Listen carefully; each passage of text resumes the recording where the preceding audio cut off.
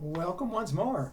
It's time for Shelf Life Book Reviews Online, where I present to you a very highly recommended book that hopefully you will add to your must-buy reading list. And this time out, it's a good one. It is Crime Suspense Stories, the EC Archives, Volume 1.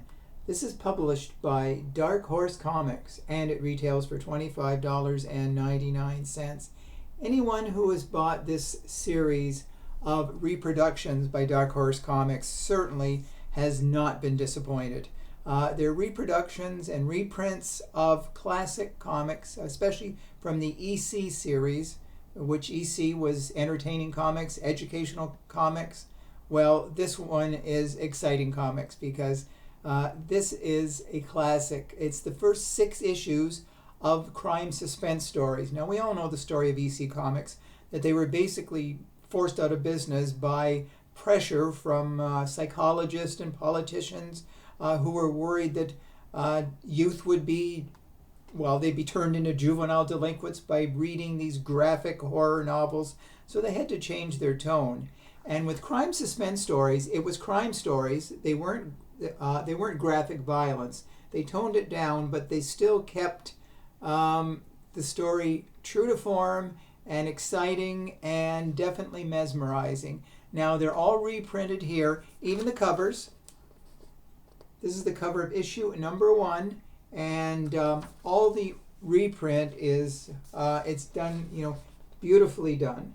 And EC Comics was a great publishing house. They had a lot of talented writers and talented authors. And in this volume, you're going to find some great stories. Like I said, there's 6 issues reprinted the way they were back in the early 1950s. There's some outstanding stories, such as Murder May Boomerang.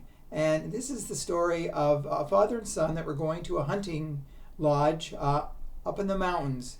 Now, not too far from it was a prison, and some men escaped from the prison. And the son went into town, and when he came back, he heard on the radio that prisoners had escaped, but one was still on the loose. And when he got to the hunting lodge, he found his father was very severely beaten. And so the father said it was a man with a hunting jacket, and so the son took the father in the car, to go along the roads to see if they could see this convict. And the father pointed to a man that was in like a hunting jacket, and he had a gun with him, and so he pointed and said, "That's him." So the son revved up the motor, he ran the man down and killed him, thinking that he had avenged the father's very severe beating. So when they got into town, the father saw a man in a hunting jacket, and he said, "That's him." So for the next several years, every place they went to, when he saw a man with a hunting jacket, he said, "That's him." So obviously the man's mind went south with the beating, and he was, severely handicapped mentally.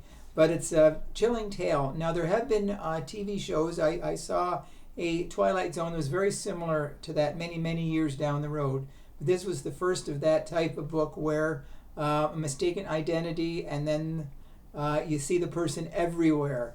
And that's the type of story that you get in this book. Just stories of revenge, of mistaken identity, a lot of infidelity, where the husband knows that the wife is cheating, he wants to get rid of her, or the wife knows the husband's cheating, she wants to get rid of him.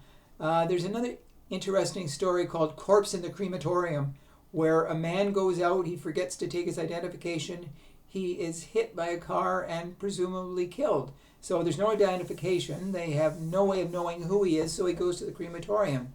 And they say if he is not claimed within 3 days, he will be sent into the incinerator. So the wife is frantic. She doesn't know why the husband hasn't come home. And she goes to the police station, to find out, but it's closed.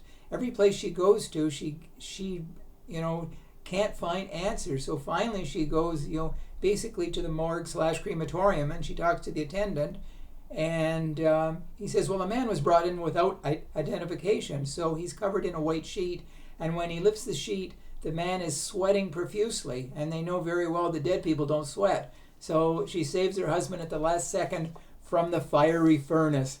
So it's that type of fun story. A lot are fun, a lot are just riveting mystery, and there's other standouts, including Faced with Horror, where a criminal goes to have his face changed by a plastic surgeon, and it's covered up, and the plastic surgeon is killed for his efforts.